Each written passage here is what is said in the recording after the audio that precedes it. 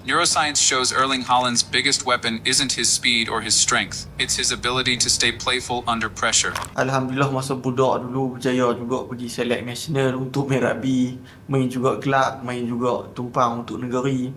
Benda yang aku perasan berkali-kali daripada aku junior, aku tengok senior, aku tengok best player yang lain, kualiti yang paling sangat jelas macam contoh, hang tahu hang tengah duduk dalam camp dalam seminggu untuk hang kena select untuk nak dapat jadi national player.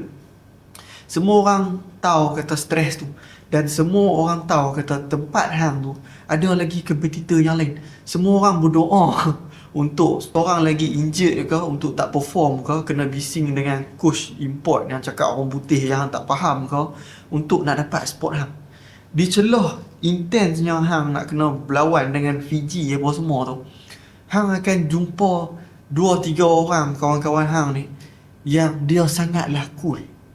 Yang kerja dia kadang dia balik daripada training, dia masuk bilik, dia layan dengar lagu, dia pergi berseronok, dia lari camp pergi main snooker kat luar.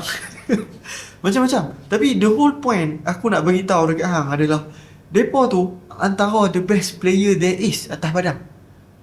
Dan kualiti tu aku rasa aku lebih setuju dengan video tu tadi. Untuk hang boleh shift hang punya mental capacity tu, bukan semua orang boleh buat.